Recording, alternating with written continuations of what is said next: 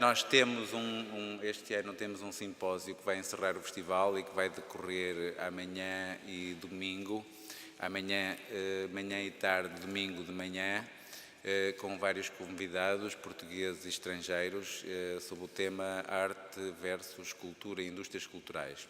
E no âmbito desse simpósio também programámos alguns filmes, nomeadamente ontem do Guy Debord, hoje do Ruiz, do Pierre Zuccat, e esta leitura de O Retrato, que é um conto do Nikolai Gogol sobre a arte, e que, como os textos dele, é bastante corrosivo. Eu agradeço ao Jorge e vamos então. Ora, muito obrigado.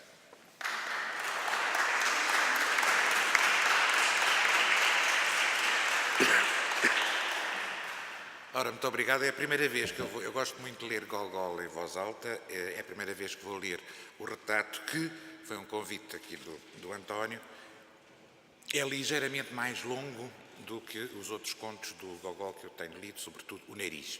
E, se vocês pensarem bem, se eu for ler muito depressa, o eco, ao mesmo tempo que a minha voz, vai ser uma confusão absolutamente total, ficam cheios de dores de cabeça. Portanto, não posso comer tempo, nem posso ir tão lentamente para a compreensão.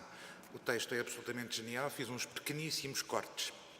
E a meio, posso parar e não fazer mais e dizer comprem o livro e leiam o resto, mas talvez não, se as condições da acústica o permitirem. Eu tenho o maior prazer em ler este autor genial, das novas traduções que são feitas pela Nina e pelo Filipe Guerra, que têm traduzido agora as novas reedições dos grandes clássicos russos, de que O Retrato de Nikolai Gogol é com certeza uma obra-prima. Primeira parte. Não havia sítio onde parasse tanta gente como diante de uma venda de quadros no mercado Shiukin. Esta venda, de facto, apresentava uma coleção muito variada de raridades. A maioria dos quadros eram a óleo, cobertos de esmalte verde escuro e vendidos em molduras de ouro pele amarelo escuro. O inverno, com as suas árvores brancas, um ocaso completamente vermelho, qual clarão de incêndio, um mujique flamengo com cachimbo e uma mão torcida, mais semelhante a um peru com punhos de camisa do que a um ser humano, eis os seus temas habituais. Acrescente-se a isso várias gravuras. Retratos com personagens com gorro de pele de carneiro, retratos de uns generais quaisquer com chapéus de 3 bicos e narizes tortos. Normalmente, os compradores não são muitos, mas em compensação, os mirones são às chusmas. Já um lacaio mandrião de certeza está boquiaberto diante destas obras, sem largar as marmitas do almoço do amo, que sem dúvida vai comer a sopa muito pouco quente. À frente dele está, por certo, um soldado de capote, cavaleiro da Feira da Ladra, a vender 2 canivetes e uma vendedeira com a caixa cheia de sapatos.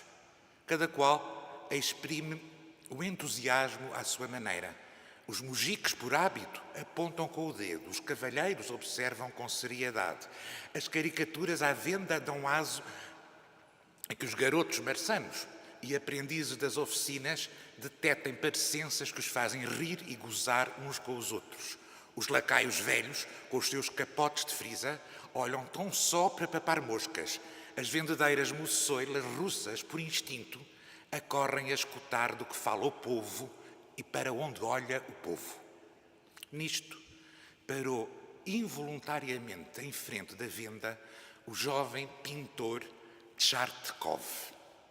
O seu velho capote e o traje nada peralta revelavam um homem devotado incondicionalmente ao seu trabalho e, por conseguinte, sem tempo para se preocupar com o vestuário, preocupação que, de resto, é sempre uma misteriosa atração para a juventude. Parou em frente da venda e começou por se rir no seu foro íntimo daqueles quadros monstruosos. Mas acabaram por dominá-lo as reflexões. Pôs-se a pensar, quem precisaria destas obras? Aquelas aberrações multicores e sujas, borradas a óleo, quem poderia comprá-las? Quem precisava daqueles mojicos flamengos, daquelas paisagens vermelhas e em azul clarinho, com pretensões a estarem a um passo da arte já mais alta, mas onde apenas se exprime a profunda humilhação da arte? Aquilo nem sequer se assemelhava aos trabalhos de uma criança autodidata. Se assim fosse, ainda poderia transparecer do conjunto, apesar de todo o seu caráter insensivelmente caricatural, um ímpeto de inspiração. Não. O que ali estava à vista era uma mera estultícia, a infiltração arbitrária nas fileiras da arte, da mediocridade impotente e decrépita, quando o seu lugar seria entre o artesanato mais reles, mediocridade que, no entanto, é fiel à sua vocação e introduziu na arte o seu espírito artesanal. De facto, são as mesmas cores, a mesma feitura, a mesma mão já com prática e hábitos adquiridos que pertencem, muito provavelmente, mais a uma máquina primitiva do que a um homem. Tchartkov ficou muito tempo diante dos quadros imundos, já sem sequer pensar neles.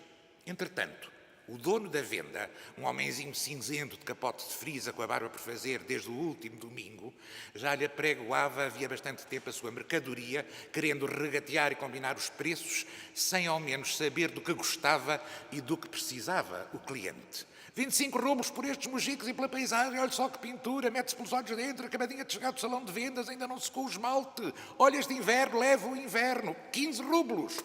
Aqui o comerciante deu um ligeiro piparote na tela, sem dúvida para provar que aquele inverno era de primeira classe. Quer que lhes embrulhe juntos e lhes mande a casa? Onde mora o senhor? Ei, moço, chega aí um cordel. Espera, amigo, não te apresses, disse o pintor, caindo em si ao ver que o despachado comerciante já estava a atar o quadro ao outro.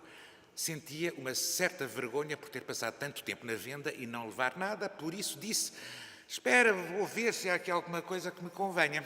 Inclinou-se e começou a procurar no chão, por entre as velhas telas borradas que ali se acumulavam, empoeiradas, gastas e que, pelos vistos, não gozavam de qualquer prestígio.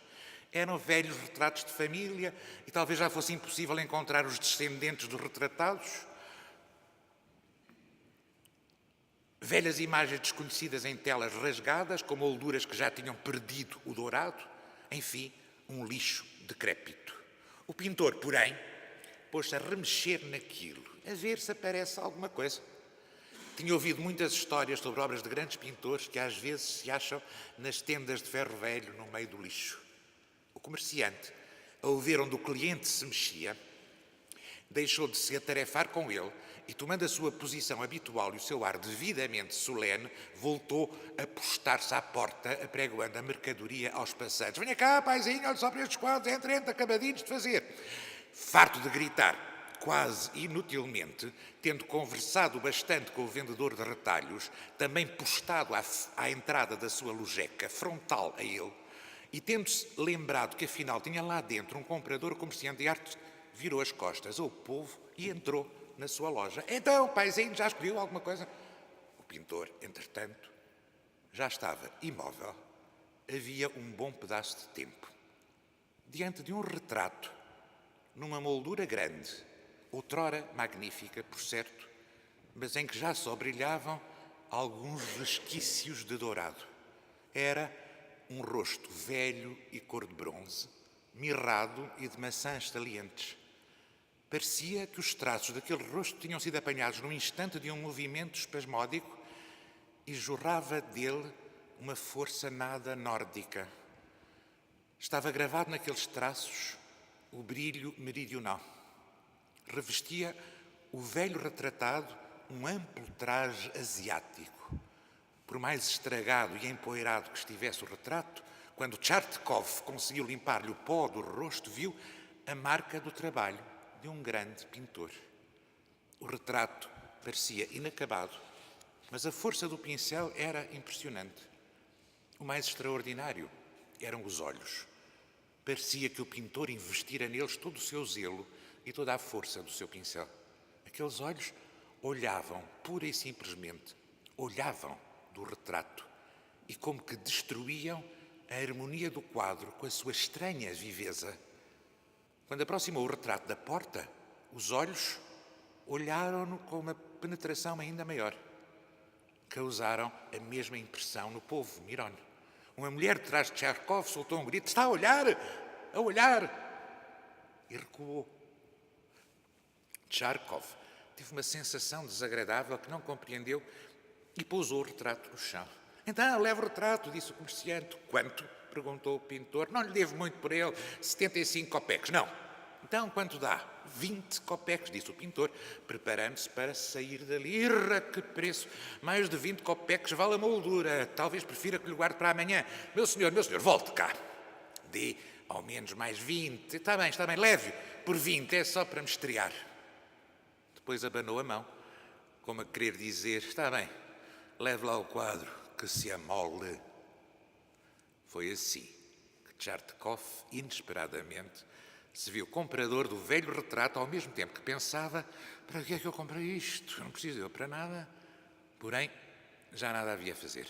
Tirou 20 copeques do bolso, entregou-os ao vendedor, pegou no retrato e partiu com ele debaixo do braço. Pelo caminho, lembrou-se de que os 20 copeques que desembolsara eram os últimos que tinha. Esmoreceu e depressa se apoderaram dele o desgosto e o vazio da indiferença. Que os diabos, neste mundo é tudo uma porcaria, disse, como diz um russo, a quem tudo corre mal. Caminhava maquinalmente, estugando o passo, indiferente a tudo. A luz vermelha do ocaso ainda alumiava metade do céu. Os prédios virados ao poente ainda eram lambidos pela luz quente do pôr do sol. No resto da cidade, já o brilho frio e azul do luar se tornava mais forte.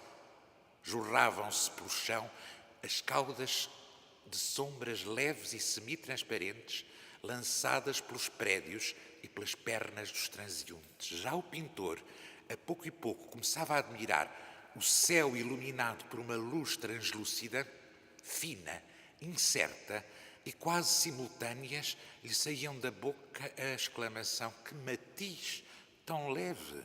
E as palavras: que seca com os diabos! Então, ajeitando o retrato que volta e meia lhe escorregava debaixo do braço, alongava as passadas. Cansado e banhado em suor, arrastou-se até à sua 15ª linha da ilha Vassilevski. A custo, resfolgando, subiu a escada, encharcada de lavadura e enfeitada de pegadas de cães e gatos. Bateu à porta, mas não teve resposta. O criado não estava em casa. Encostou-se à janela e dispôs-se a esperar com paciência. Finalmente, ouviram-se atrás dele os passos do rapaz de camisa azul, seu auxiliar e modelo, que lhe moía também as tintas e lhe varria o chão, sujando de imediato com as botas. O rapaz chamava-se Nikita e passava o seu tempo fora de casa quando o amo se ausentava. Nikita esforçou-se demoradamente por acertar com a chave no buraco da fechadura invisível por causa da escuridão. Por fim, lá foi aberta a porta. Tchertkov entrou no vestíbulo, insuportavelmente frio, como é costume nas casas dos pintores em que estes, aliás, não reparam. Sem estragar o capote a Nikita, entrou no seu estúdio, uma sala quadrada e grande, mas de teto baixo e com as janelas geladas, atulhada de todo o género de tralha artística, pedaços de mão de gesso, molduras com telas, esboços começados e abandonados, composições de roupagens nas cadeiras. Tchertkov, muito cansado, tirou o capote, pousou distraidamente o retrato entre duas pequenas telas e atirou-se para cima de um divã estreitinho, que não se podia dizer que era forrado a cabedal, porque uma fila de pequenos pregos de cobre que outrora o pregavam já existiam autonomamente, tal como o cabedal também já era autónomo. De maneira que o Tchertkov podia meter debaixo dele as suas meias, camisas e, em geral, podia meter debaixo dele tudo. E mesmo a sua roupa por lavar. Depois de algum tempo sentado e, na medida do possível, deitado em divã tão estreitinho, Tchertkov pediu, por fim, uma vela. Não há, disse Nikita. Como é que não há? Já ontem não havia, respondeu Nikita. O pintor lembrou-se de que, efetivamente, já na véspera não havia vela. Ficou quieto e calado. Deixou que o rapaz o despisse e enfiou o roupão intensamente usado. Ah, sim, esteve cá o senhorio, informou Nikita. Veio pelo dinheiro, não é? Com certeza, disse o pintor, abanando a mão. Não veio sozinho, acrescentou Nikita. Com quem, então? Não sei, um polícia. Um polícia? Porquê? Porque eu não sei, só disse que não pagou ainda a renda. E agora? Como vai ser? Como vai ser, não sei, só que ele disse, não quer pagar a renda, vai para a rua, amanhã voltam cá os dois. Que venham, disse Tchartkov com uma triste indiferença. E um estado de espírito sombrio apoderou-se completamente dele. O jovem Tchartkov era um pintor de talento, muito prometedor. Por instantes, por arrobo, o seu pincel revelava um bom observador, um pensador, o impulso de se aproximar da natureza. Vê lá, meu amigo, dizia-lhe muitas vezes o seu mestre, olha que tu tens talento, seria um pecado se o desperdiçasses. És impaciente. Se te atrai alguma coisa, apaixonas-te logo. Só te dedicas a ela, o resto não interessa. O resto não tem qualquer valor para ti, não queres saber de mais nada. Vê lá, não te tornes um pintor da moda. As tuas cores já começam a ser berrantes demais. O teu desenho já não é tão rigoroso. Às vezes até é fraco. Não se lhe descortina a linha. Já andas à procura da iluminação da moda, daquilo que salta à vista de imediato. Vá lá, não caias na maneira inglesa. Cuidado.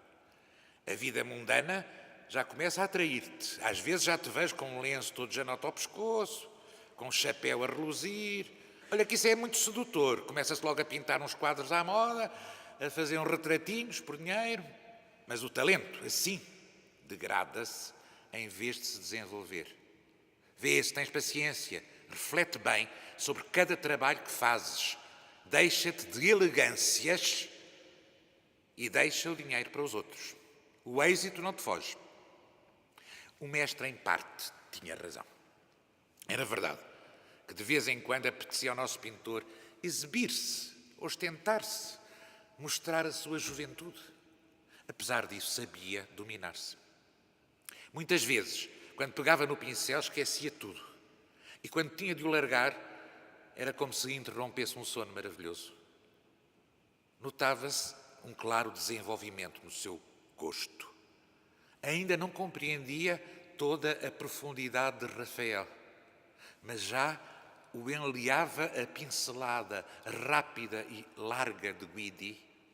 Já parava em frente dos retratos de Tiziano. Já admirava os flamengos. A imagem escurecida das pinturas antigas ainda não era clara para os seus olhos, mas já começava a entrever alguma coisa nelas, embora não concordasse no fundo com a opinião do seu professor quando este lhe dizia que os velhos mestres eram inacessivelmente superiores a nós. Parecia-lhe até que o século XIX os ultrapassava. Em certos sentidos, que a imitação da natureza se tornava mais viva, mais forte, mais certa. Enfim, pensava neste assunto como pensa a juventude que adquiriu já alguns conhecimentos e no seu íntimo sente esse facto com muito orgulho. Tais ideias não lhe passavam pela cabeça quando, mergulhado no seu trabalho, se esquecia de comer e beber, se esquecia do mundo, mas quando a necessidade apertava a mão e não tinha dinheiro para comprar pincéis e tintas, quando o senhorio inoportuno lhe aparecia à frente 10 vezes ao dia a exigir o pagamento da renda, então desenhava-se-lhe invejosamente na imaginação faminta o destino do pintor ricaço e logo lhe relampejava na cabeça a ideia que tantas vezes relampeja numa cabeça russa, abandonar tudo e lançar-se numa pândega contra tudo e contra todos. Era este o estado de espírito em que se encontrava de momento. Paciência, paciência, disse com desgosto. Paciência. Mas há limites para qualquer paciência. E com que dinheiro vou almoçar amanhã? É que já ninguém me empresta dinheiro. Ora, se for vender os meus desenhos e pinturas, não me dão mais do que 20 copecos por tudo. Não foram feitos em vão, é claro. Sinto a cada trabalho meu, aprendi sempre alguma coisa. Mas que proveito me fazem estudos, esboços? Serão sempre estudos e esboços, não terão fim. Além disso, quem os comprará se não conhecer o meu nome? Quem precisa dos desenhos de escultura da antiguidade que fiz nas aulas, ou do meu amor de psique inacabado, ou da perspectiva do meu quarto, Ou do retrato do meu Nikita, embora a palavra de honra seja melhor do que os retratos de um pintor da moda, francamente, porque passo eu tão mal quando poderia brilhar tanto como os outros e viver como eles a nadar em dinheiro. Ao dizer isto, o pintor estremeceu de repente e ficou muito branco. Detrás de uma tela, olhava para ele uma cara com um trejeito convulso. Estavam 2 olhos terríveis espetados nele, como que prontos a devorá-lo, e uns lábios onde se lia uma ordem ameaçadora para se calar. Assustado, quase gritou. Quis chamar o Nikita, que já emitia ressonadas valentes no seu cubículo. De chofre, porém, aquietou-se e riu. O medo fora-se num instante. Afinal, era o retrato que comprara e de que se esquecera por completo. A luz do luar, entrando pelo quarto, dava uma estranha vida ao retrato. Pôs-se a examiná-lo, a limpá-lo, molhou uma esponja com água, passou-a pelo quadro várias vezes, limpando-a de quase todo o pó e sujidade acumulados, pendurou-o na parede e ficou ainda mais espantado com aquele trabalho extraordinário. O rosto era quase vivo, com uns olhos tais, a olharem para ele, que por fim estremeceu, recuou e disse com o espanto na voz: está a olhar. Ele olha com olhos humanos. Veio-lhe de repente à memória uma coisa que lhe contara havia muito o seu mestre, a história de um retrato pintado pelo famoso Leonardo da Vinci, em que o grande mestre trabalhara durante vários anos e mesmo assim considerara sempre inacabado, mas que na opinião de Vasari era a mais perfeita das obras de arte. E o que de mais perfeito havia nesse retrato eram os olhos, que espantaram todos os seus contemporâneos. As ínfimas vénulas, quase imperceptíveis, não tinham sido esquecidas e figuravam na tela.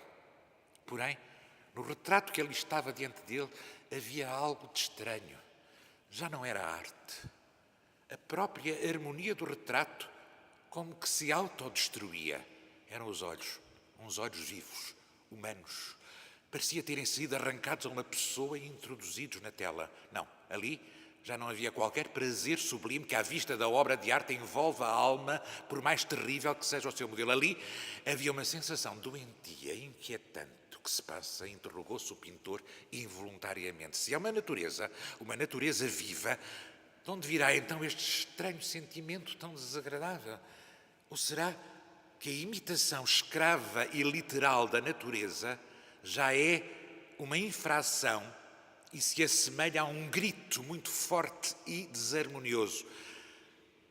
Ou será que se pegarmos num sujeito com indiferença e insensibilidade, ele se apresenta obrigatoriamente apenas na sua realidade terrível, sem que o ilumine a luz de uma ideia oculta e inapreensível, numa realidade que se revela como, ao desejarmos compreender uma pessoa bela, nos armamos do bisturi do anatomista, lhe abrimos as entranhas e deparamos com um homem abominável. Por que razão a simples, a vil natureza, nas mãos de um artista banhada de luz e não nos causa qualquer sensação de vileza, mas pelo contrário nos deleita, parecendo que tudo corre e se move à nossa volta da maneira mais calma e regular? E porquê é que a mesma natureza, noutro artista, parece vil e imunda, embora esse outro artista também lhe fosse fiel? Só que não há nela qualquer luz. É o mesmo que uma paisagem real, por magnífica que seja, falta-lhe qualquer coisa, se não houver sol no céu. Voltou a aproximar-se do retrato para ver melhor aqueles olhos enigmáticos e percebeu, aterrorizado, que estavam realmente a olhar para ele. Já não era uma cópia da natureza, mas havia neles aquela vida estranha que iluminaria o rosto de um morto que se levantasse do túmulo. Fosse a luz do luar, trazendo consigo o delírio do sonho e revestindo tudo de imagens transmutadas, tão contrárias das do dia positivo, ou fosse outra qualquer a causa, o certo é que o pintor sentiu de súbito, sem compreender, que tinha medo de ficar sozinho no quarto. Afastou-se devagarinho do retrato, voltou-se para o outro lado, tentou não olhar para ele, mas involuntariamente lançava-lhe olhadas pelo canto do olho. Acabou por sentir um medo real de andar pelo quarto. Parecia que alguém o seguia e lançava olhares medrosos para trás. Nunca fora cobarde, embora tivesse uns nervos e uma imaginação sensíveis e não era capaz de explicar tal medo. Sentou-se num cantinho, mas até ali tinha a sensação de que alguém podia a todo momento espreitar-lhe para a cara por cima do ombro. Nem o ressonar do criado Nikita, vindo do vestíbulo, lhe dissipava o medo. Por fim, sem ousar erguer os olhos, levantou-se timidamente do seu cantinho e foi para trás do biombo. Deitou-se na cama, pelas frinchas do biombo, via o quarto banhado em luar e na parede mesmo à sua frente o retrato. E lá estavam, aqueles olhos cravados nele, ainda com mais insistência, pavorosos, parecendo que não queriam olhar para mais nada, a não ser ele. Angustiado, decidiu levantar-se da cama, pegou num lençol, aproximou-se do retrato e cobriu. Já mais calmo, deitou-se, pôs-se a pensar na pobreza e no destino miserável do artista, do caminho espinhoso que a vida lhe reservava. Entretanto, involuntariamente não tirava os olhos de uma frincha do biombo e, através dela, do retrato coberto com o lençol. A luz da lua intensificava a brancura do lençol e começou a desconfiar que os olhos terríveis já transpareciam através do linho. Olhou com mais atenção, com a esperança de se certificar que aquilo era um disparate. Porém, acabou por ver realmente, sim, viu nitidamente o lençol. Já lá não estava. E o retrato, descoberto, olhava à direita para ele, olhava apenas para dentro do biombo, passando por alto tudo o que estava em volta. Apertou-se-lhe o coração, viu, o velho mexeu-se e, de repente, apoiou-se à moldura com ambas as mãos. Depois soergueu-se e, tirando para fora as duas pernas, saltou da moldura. Pela frincha já só era possível ver a moldura vazia. Soou no quarto o barulho de passos cada vez mais próximos do biombo. O coração do pobre pintor batia com força, com a respiração suspensa. Esperava que a todo instante o velho espreitasse para dentro do biombo. E lá está ele, realmente a espreitar, com a mesma cara de bronze e a mover os grandes olhos. Tchartkov tentou gritar e sentiu, não tinha voz. Tentou mexer-se, fazer algum movimento. Tinha os membros tolhidos. Com a boca aberta, sem conseguir respirar, olhava para o fantasma terrível, muito alto, vestido num amplo traje asiático, à espera do que ele faria. O velho sentou-se aos pés da cama e depois tirou qualquer coisa das pregas das suas vestes folgadas. Era um saco. O velho desatou e, segurando pelas duas pontas do fundo, sacudiu-o. Com um barulho surdo, caíram no chão uns pacotes pesados, compridos de forma cilíndrica, cada um deles embrulhado em papel azul e cada um deles com a inscrição 1000 ducados. De mangas largas da veste, assomaram as mãos compridas e ossudas que começaram a abrir os embrulhos. Brilhou o ouro. Por maior que fosse a sensação angustiante e o medo louco do pintor, não podia descravar os olhos do ouro que brilhava, que tilintava baixinho, e daquelas mãos ossudas que o desembrulhavam e embrulhavam de novo. Reparou num embrulho que rolara para mais longe, ficando encostado a uma perna da sua cama. À cabeceira, agarrou nele, convulsamente apavorado, não fosse o velho reparar. Mas o velho, pelos vistos, tinha mais em que se ocupar. Juntou de novo todos os embrulhos, meteu-os no saco e, sem olhar para o pintor, saiu de trás do biombo. Tchartkov, enquanto ouvia os passos a afastar, sentiu o coração a bater com tanta força. Apertava o seu embrulho na mão e, com todo o corpo a tremer, ouviu de novo os passos a aproximarem-se do biombo. Se calhar o velho dera pela falta de um pacote. Desesperado, apertou o embrulho com toda a força na mão, tentou mexer, soltou um grito e acordou.